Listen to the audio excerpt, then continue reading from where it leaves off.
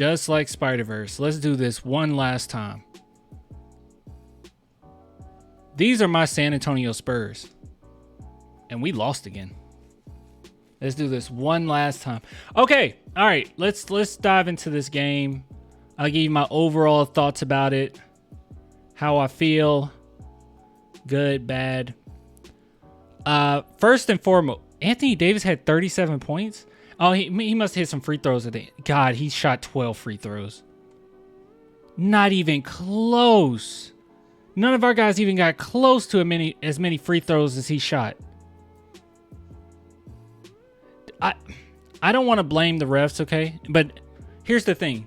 Games like this, let me say this. Games like this and games like the game before this one are very frustrating. And the reason why those are frustrating is because when you're on a losing streak, those are the type of games that you probably should have won, right? Like, there's something silly, weird that happens every now and then, but those are the ones where that should have been the game that get us back on track. And it's very frustrating when we can't get back on track.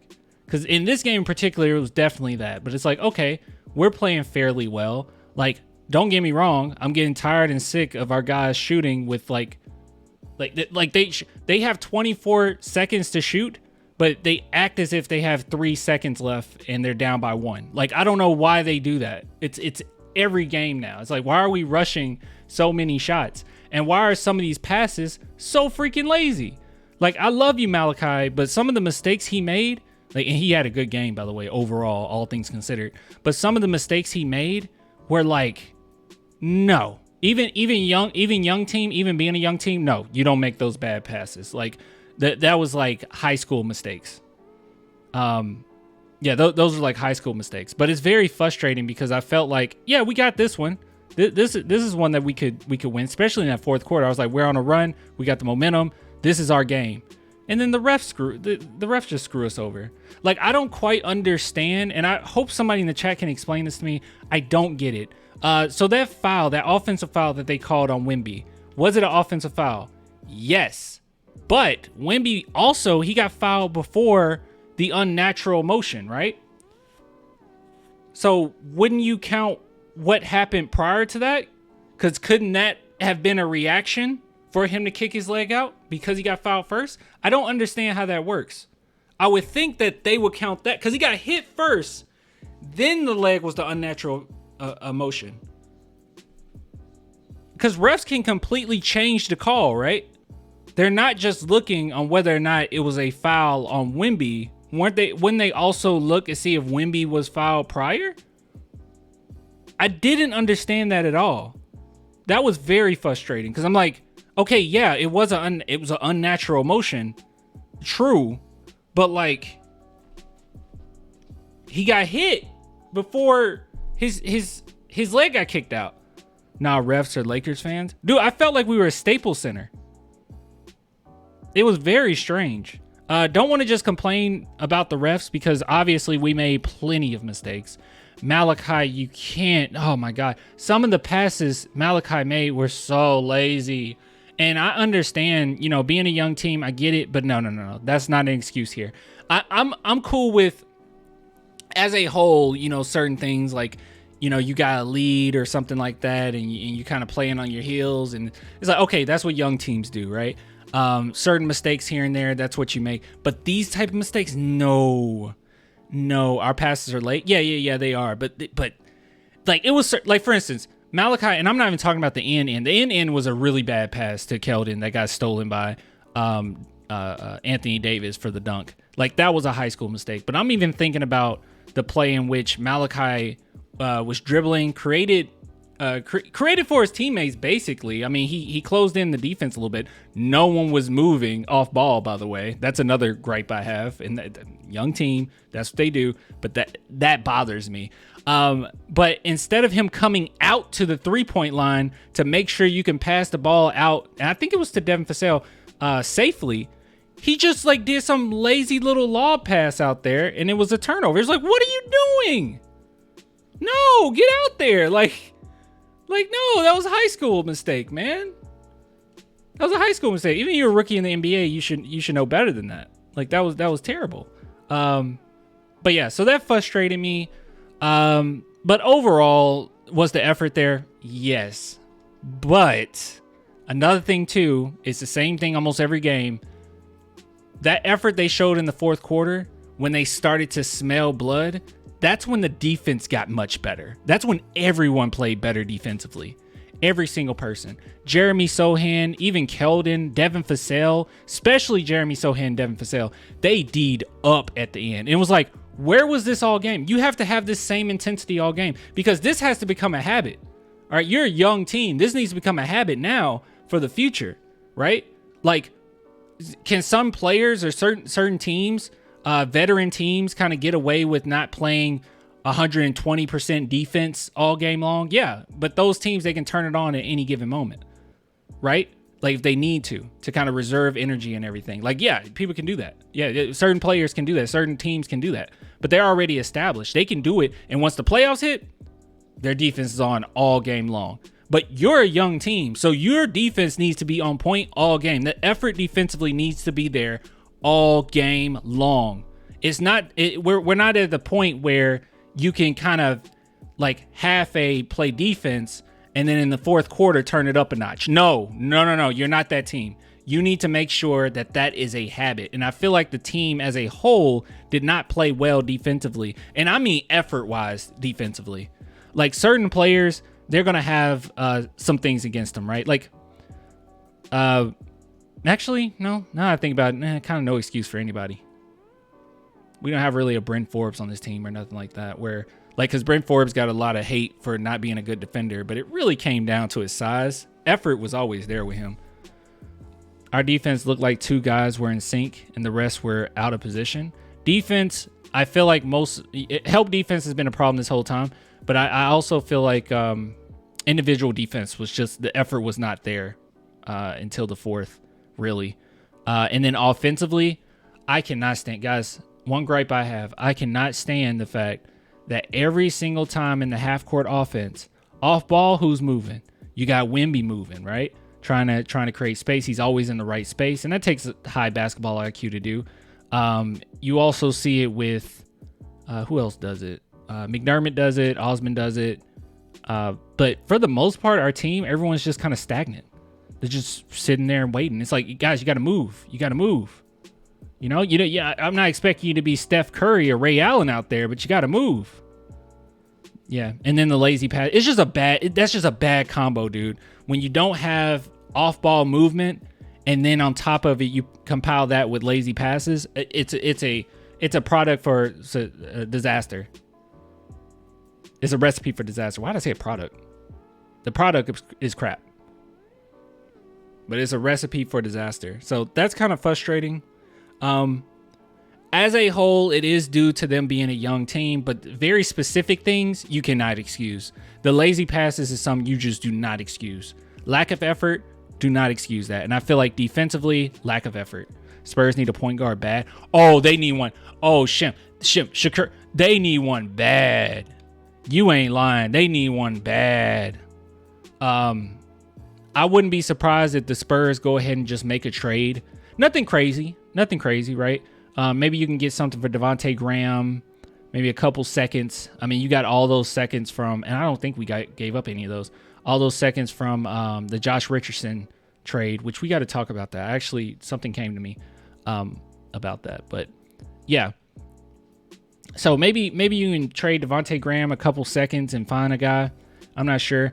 In a couple days, that's when half the league is available for trades. They probably won't do it right off the bat, but maybe near the halfway mark, maybe we'll make a move. We just need somebody to kind of control it a little bit. That's all. And I know a lot of people are like, Trey Jones. And I'm getting so sick and tired of hearing about Trey Jones. Trey Jones is a good player. Don't get me wrong. He is a good player. But at the end of the day, even if he started as our main point guard, I don't necessarily think that that's a recipe for us winning. I don't think that that's the case. Malachi Branham is such a threat offensively, and I think that's part of the reason why he's starting as well. Because Malachi can run point guard. If you watched him in college, he can run point guard. Pretty great off of pick and rolls for the most part. And he's a threat. He's a shooting threat. Trey Jones isn't necessarily a shooting threat. So that makes me a little nervous there. But overall, yes, can he control the offense? Yeah, he can, but he's a backup point guard. Like that's who Trey Jones is. Nothing wrong with that, but he's a backup point guard. And if Trey Jones starts, it's not going to win us games. Like I don't think if Trey Jones got more minutes in this game that we win. I don't know. This group was very effective near the end of the game. Even Malachi was super clutch at the end. By the way, let me say this. I think Jeremy is struggling, guys. I think he's struggling a little bit. I think making that transition, it's tough for him. Sohan made D'Lo look bad. He's a great defender. But that's the thing. That's what keeps Sohan in, is because of his defense. He's a really good defender. Clan, you should go in as the point guard. If you guys want, I mean, we're already losing games. I can lose some games for you. I can lose some games for you. You think we losing now? Wait till they get me. You're not gonna just be losing. You're gonna be losing expeditiously. We're gonna be out this game in the first quarter. Put me in. I'll be sure of it. The way they attacking Keldon, oh my goodness. If Keldon can't stay in front of guys, oh my God. But yeah, by the way, Keldon's game, good God. Good Lord, he had a great game today. Good Lord, he had a good. All right, so let's talk about this. Oh, by the way, just side note before we talk about players individually. Jose, I got your email. So Jose is the one who won the giveaway last time. Jose, if you're watching this, I sent you an email back. All I need is a screenshot of your YouTube channel because you sent it through a super chat. So I just need proof that it's you because nobody will be able to just find it, right? And then send me your address. And yeah, it's like a gift card. So I'll have to print it off and then I'll ship it to you. So, all right, okay, listen. All right, player to player. All right, yeah, like I said, Sohan's struggling. He's still trying to make that adjustment from point guard, from power forward to point guard, from point guard to power forward, and now he doesn't have a point guard. So he doesn't really have a point guard to put him in great positions either. A lot of times it just seems like guys are just out there and just hoping something happens. It's not great basketball. Anyways, Keldon Johnson, my boy, today he was on point. He was not just talking the talk, he walked the walk. His Keldon Johnson-isms, it helped this game. It helped a lot. And I think, this is just my thought. Actually, no, I'll quadruple down on this. I think the reason why Keldon Johnson is having quite a bit of success, or he had a lot of success in this game, is because you took Zach Collins out of that starting lineup. It's really opening up things. Wemby being able to shoot his threes, it is crazy for someone like Keldon. I said this already, though. I said it before the season started. I thought that the player that would benefit the most from Wemby's presence is actually Keldon, because while he is a role player, the two things that he does like super well, it goes perfect with Wemby, right? Like catch and shoot player, and he drives to the basket. And if you have him one-on-one driving to the basket, you probably got a 70% chance of Keldon making that, right? The problem with Keldon is when he starts to force things, like it works, and then it works, and then it works, and then the team adjusts, and then he doesn't adjust. And then they just double him, and it just looks ugly, and they block his shot or something. And that happened a few times, or a couple times. But this was definitely his game. He was on point. Keldon was on point. I loved his leadership, talking to Wemby. I know you guys saw that. Hold on. There's a screenshot of it, I think. Sorry, give me a second. I don't think I liked it. That's why I need to like things so I can just go straight to it. Hold on. I think I'm following the person. No, it's Dylan. You guys know Dylan on crap. Here he is. It's this guy. He posted it. Where is it? Yeah, this. He immediately came up to him after one of those plays and was in his face. And yeah, he was, it seemed like he was just pumping him up or trying to inspire him or whatnot. It's great stuff. It's great stuff from Keldon. I love his leadership. And he showed his leadership not only verbally, but also physically on the court. He was great. I mean, he was great. I loved what I saw from Keldon, dude. And I know in the past I've said, hey, if you trade somebody, nobody's safe. I still believe that, but I think if the Spurs traded Keldon, there's a lot of value there, and I would just really try to get as much out of it. If a crazy offer was on, I would have to get as much as I possibly can because I really like Keldon. Like, I really like Keldon on this team. And I think that in the long haul, he will be great. If we can get a point guard, if we can get some type of wing defender, small forward who could play really great defense, a lockdown defender, we will be so nasty. Keldon coming off the bench even will be crazy good. Crazy good. Oh, shout out to, thank you for the super chat. He says, Sup Clan, I got one non-Spurs related question. What the H is going on down there in Detroit? I would love to hear your perspective on that disaster. What the heck happened in Detroit? Okay, we'll talk about that after this briefly. I don't know if I want to talk about it. I don't want to be sad. But what happened in Detroit? You can just tell me in the chat. I'll see Josh. Anyways, all right, next player. Let's see. Keldon Johnson, the Pistons. Oh, okay. Oh my God. They lost 20. Oh, okay. Oh my God. Okay. Dude, I thought it was like another like mass casualty, and I can't deal with that. Okay. All right. So, okay. So it was a casualty, but it was a casualty with the Detroit Pistons. Okay. Oh my goodness. Thank God. Oh, thank God. You had me upset. I'm like, I don't know why you want my perspective on this, but I'm just going to rant and cry. I don't know. Still pretty bad. Okay. All right. Yeah. Okay. Mass L's. Okay. Whew. Okay. This is America. All right. Moving on. All right. So Keldon Johnson, phenomenal job tonight. A lot of Keldon Johnson isms, but when it works, it works. Hey, I can't cry about it. Wemby. This ain't normal. I hope you guys know that this isn't normal, right? I hope you know this isn't normal. Wembanyama made Anthony Davis look like the rookie in the second half. He made Anthony Davis look like a rookie in the second half. Now, Anthony Davis did hit quite a few free throws, but man, oh man, Wemby was phenomenal. I can't believe they fouled him out. That's so gross. That's disgusting. I think that as time goes on, that'll stop. He just got to get some experience on his belt. And also, a few of those fouls, it was definitely on Wemby. It's like, what are you doing, man? Like, come on, don't just stick your arm out like that.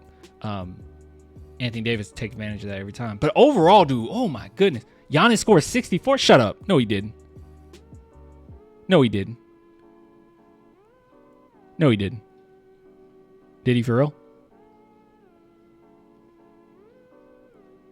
I don't know. Yeah, he did. Oh my goodness. He did? Oh my God. What percentage? What was his percentage? Anyways, so Wemby, oh my goodness, you were phenomenal. You were great. And when his threes are hitting, he is so dangerous, dude. It is not normal to see a rookie score in as many games as we've seen Wemby. I mean, he's scoring like 20 points like nightly now. 70% field goal. Shut up. Okay, we got to look at that after this. 30 points, 13 rebounds, 2 assists, 3 steals, and 6. This is unheard of. What rookie do you recall doing this? This might end up being, I'm going to say it. This might end up being the greatest defensive talent the NBA has ever seen. He's 19. He's not even 20 yet. As a matter of fact, I don't think he turns 20 till March. And the fact that I know that is kind of disturbing that I know that. I think. Hold on. No, it might be January. Is it the beginning of January? I think it's January. January 4th. Still disturbing that I know that. Still disturbing. Okay. Yeah, disturbing. I don't know why I thought March. I don't know who I'm thinking about for March. But yeah, dude, what the heck? What the heck? Just so impressive. This is unheard of. And it's becoming a normal occurrence now. Like I'm seeing Like, I'm expecting to jump on Twitter and see fans just lose their mind. Like, oh my God, look what he... No one's just like, oh yeah, Wemby had a good night. Why do we keep losing? Nobody's talking about this. Not really. 30 points, 13 rebounds, 3 steals, and 6 blocks. And the blocks and steals is incredible. It's like every game, it's like a couple steals and some blocks.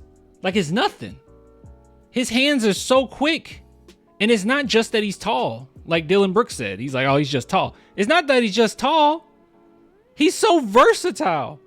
He affects both ends of the court, but at a rate greater than Kawhi. Like, I remember Kawhi being able to do that all the time. Like, well, not all the time, but quite often, where he would affect both ends of the court at the end of games. Wemby is constant. If they smell blood, Wemby's gonna hit those shots for you. He's gonna make something happen for you. That freaking sequence where that freaking sequence when he dunked on Anthony Davis, ran down to the other side of the court, got a block, and then in the fast break had a alley-oop pass from Keldon Johnson. What is that? It's like Kawhi's game versus the Rockets, like every night with Wemby. What the heck is this? I don't think people are understanding how ridiculous this is. We might be seeing the greatest defensive talent the NBA has ever seen. And when it's all said and done, this dude might end up being the greatest player ever. I know that's super, like, obviously, like, there's so many players better than him right now. But at the age of 19, I don't know. And you can't compare him to other rookies. You can't compare him to Tim Duncan. Tim Duncan was older when he got to the league. You can't compare him to Michael Jordan. Michael Jordan spent, 2 years with North Carolina, right? If I'm wrong, you let me know. But I think he spent 2 years with North Carolina. Didn't he? I think it was 2. I think he spent 2. You just can't compare him. Slow down, my bro. No! I'm telling you, this is ridiculous. This is not normal. And he's 19. And not only is he 19, he's extraordinarily raw.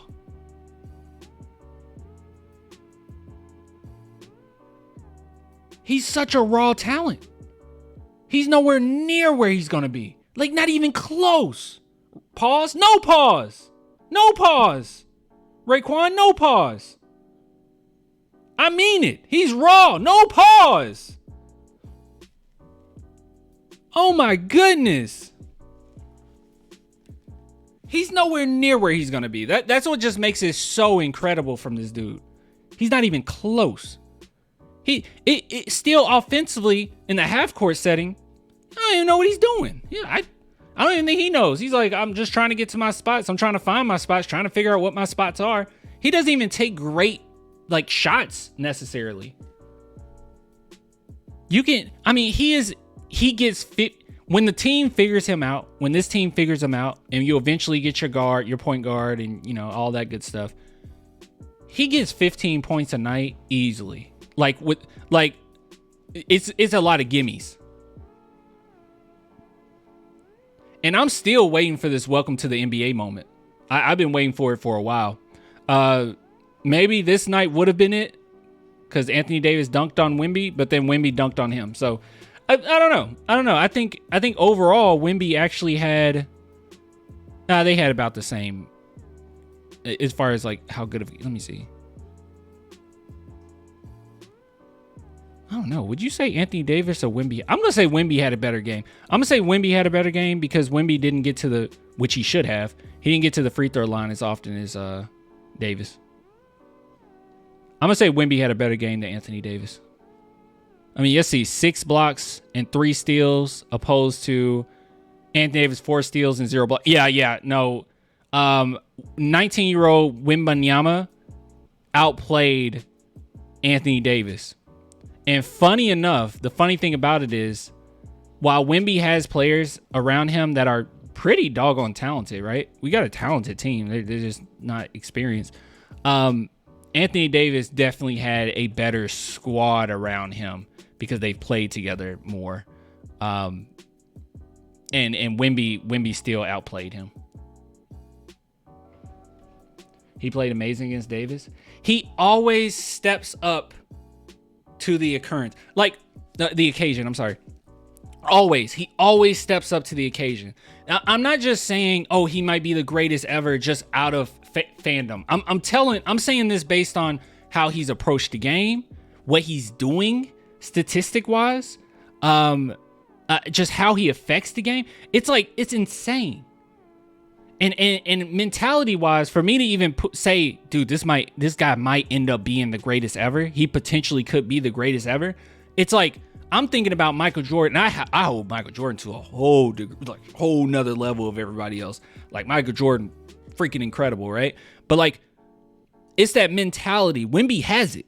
When people say Mamba mentality, he has it. It's nasty. He has a mean streak. Just like the game against the Rockets, when they kept going at him, like they went straight into his chest and they're pumping their chest out and they pump and they hyped up, and you saw him walking to the bench and he was looking at his teammates like, okay, all right, okay. Literally comes right back in, blocks their shot, makes them look like clowns. This game, this is the same thing. Same thing. You went at him, he got a competitive streak in him. He went back at you. And it's not just me saying this. I don't know if you guys recall that video we did, but his trainer actually mentioned this before. You remember? His trainer said that he reminds him of Kobe. He was like, the way that he approached the game, he's like Kobe Bryant. He's tough. He doesn't play around. He's so freaking clutch. At the end of this game, it was just all Wemby. Hold on. Should we talk about anybody else? I feel like this segment's going on a while. Devin Vassell scoring from or struggling from shooting, but I guess that kind of comes when he takes so many difficult shots. But no one on the team makes it easy for anybody. I mean, let's just be real. Malachi Branham played great. He just got to stop the lazy passes. Zach Collins was Zach Collins, but I'm glad that off the bench his 3-point percentage is getting better. Chapini, didn't really see him much. McDermott, I feel like another thing too, if you were to do a trade in the future, if you did Graham, I wouldn't mind McDermott too. Even though McDermott is like fine, like I like McDermott. I just think that maybe you can get some utility out of that if you have a team that's a championship team or a playoff caliber team. Maybe you can make something happen there. Osman was okay. Trey Jones was all right. He was okay. All right, yeah. Hold on. Let me look at the end of this. Let's do play by play. And we'll go to fourth. Control find. Okay. Let's see. Let's just see how many times his name pops up. Offensive rebound, dunk, block,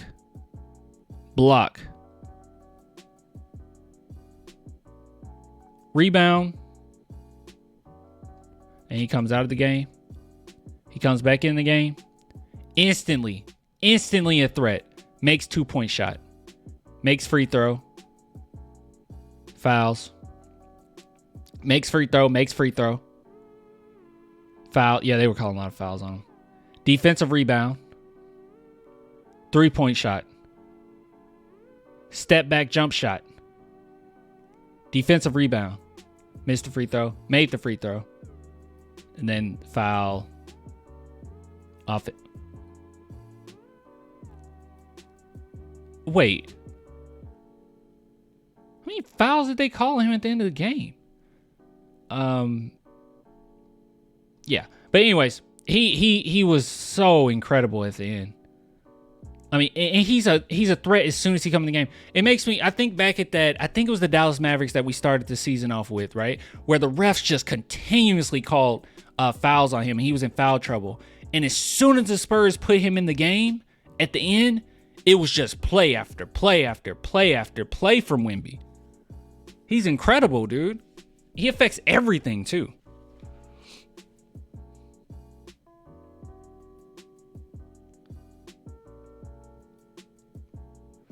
From now on, every game we lose this season doesn't count because of chemistry and we're still rebuilding. Lakers beat us, but it didn't count.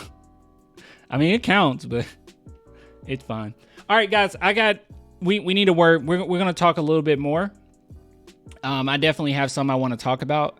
But before we do, here's a word from our sponsor, BetUS. BetUS, America's favorite sports book, where you can bet on everything anytime. Sportsbook, casino, horse racing, live betting, and more. We have the best bonuses in the industry. That's right, get a 125% sign-up bonus. And to celebrate our 30-year anniversary, we are giving up to 30 risk-free bets, a truck, Super Bowl tickets, and more. Don't miss out. Play smart. Join now. BetUS, where the game begins. All right. So, guys, please check out BetUS.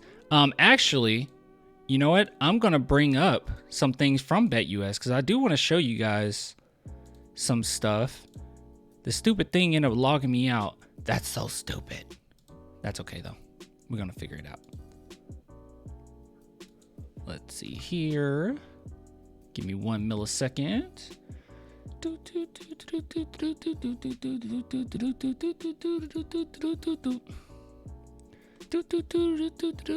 This happens every time, by the way. Every time I'm getting ready to stream, it kicks me out. It's so dumb.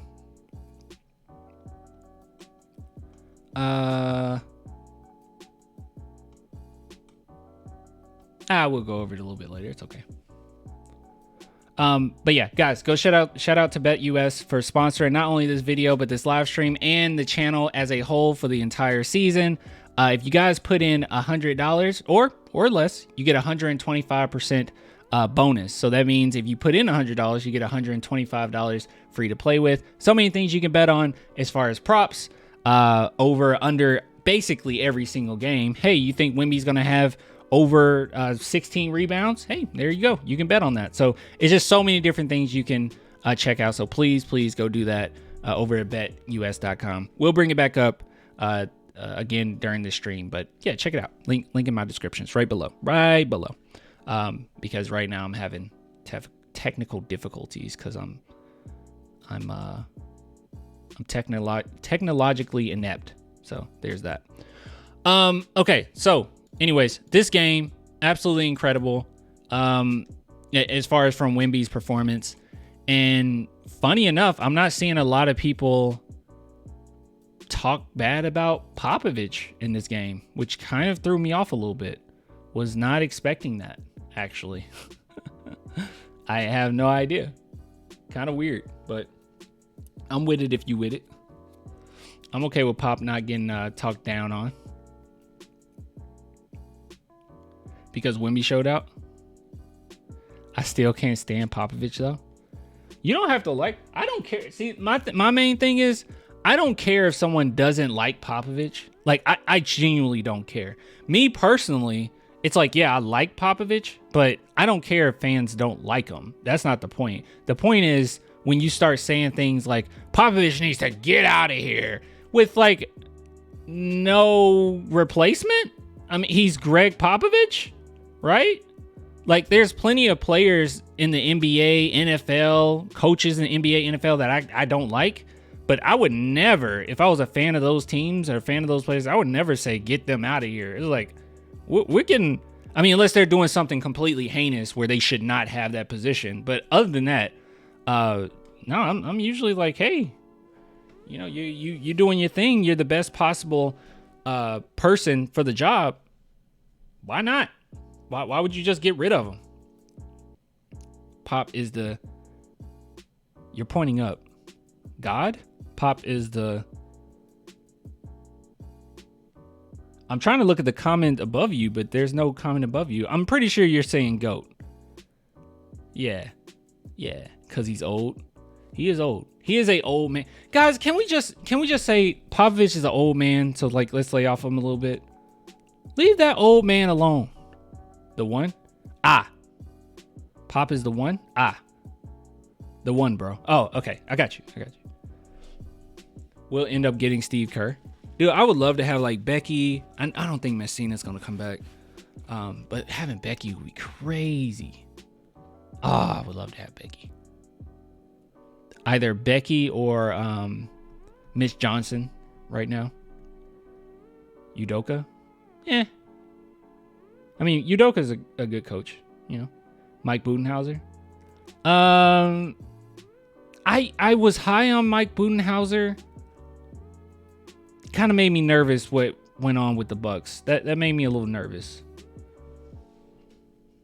Yeah, that makes me a little nervous. Mitch is great though. Mitch is great. Yeah. And by the way, one thing that people bring up or have brought up to me before, they're like, Clan, it looks like Mitch Johnson's making all the moves or something like that. And it's like, no, he's not. He's not making all the moves, but he is an assistant coach. And usually, yes, the head coach isn't looking at every single aspect of the game. You can't keep up with every specific aspect of the game. Very similar to, I was talking to Switchhill about this, very similar to like football, right? Like you got the head coach, but then you have the defensive coordinator. Sometimes the coach is also the offensive coordinator. Shout out to my Cowboys. But you have other coaches looking at different things, right? So yeah, Mitch Johnson, obviously Pop would listen to what Mitch Johnson has to say. It's not that he's making all the calls. I don't know where that one's coming from. D'Antoni, ooh. We need D'Antoni. Ooh, wow. I don't know. I don't know about that. I don't know about that, fam. All right, before we get out of here, let me see.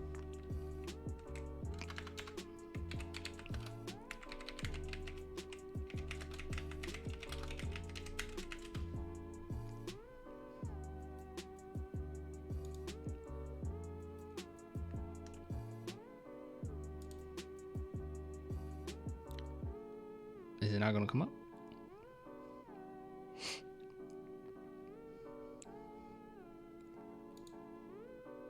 Where are we offensively? So with offensive rating, the higher the better. Defensive rating, the lower the better, by the way. Oh my God, I still don't see. We're last. We're last. Okay.